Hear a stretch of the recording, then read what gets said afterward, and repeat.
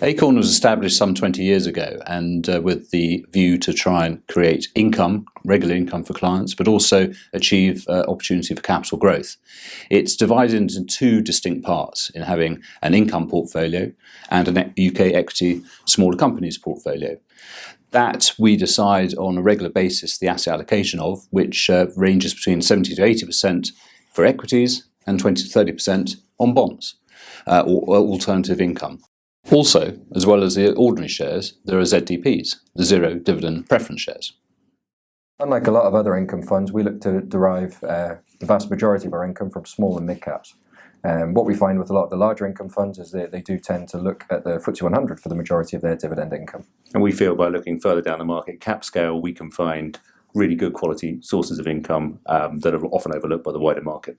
Well, the portfolio has always been managed in a highly active way, completely independently from passive comparators. This is especially important given the trend in recent years within bond indices to trend towards lower yields whilst having higher exposure to duration or interest rate risk, something which we feel is a particularly unhealthy relationship.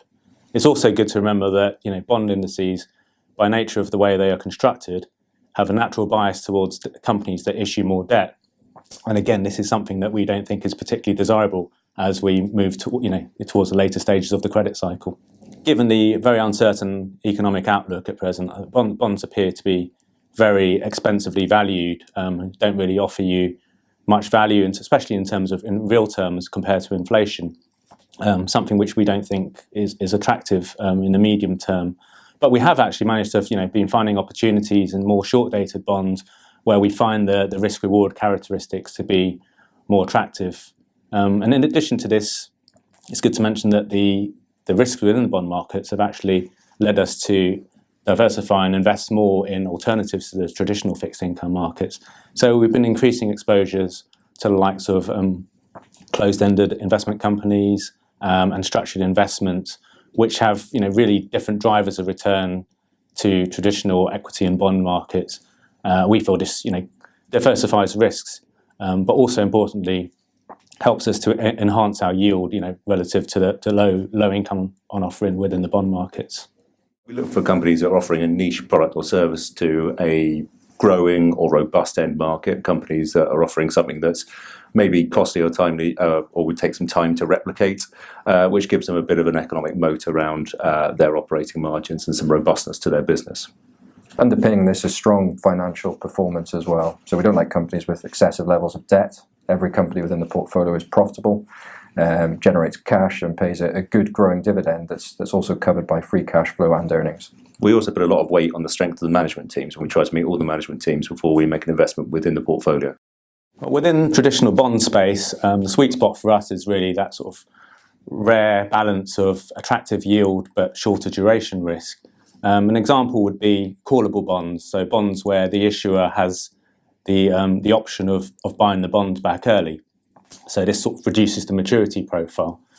We really like bonds where the issuer has a strong incentive to do this. So this might be because there's a cost incentive. It's too expensive to keep the bonds outstanding relative to where the issuer can currently issue.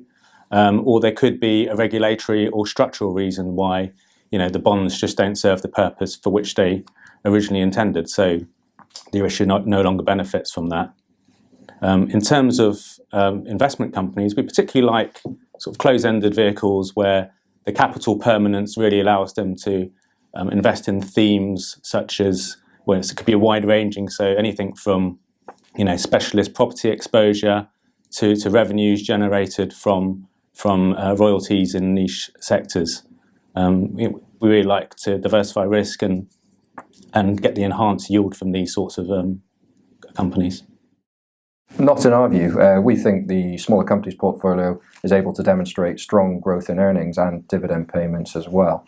By paying a well-covered dividend, we think companies are able to return good amounts of cash to shareholders, which we can pay back in terms of dividends, but also fund future growth of a business.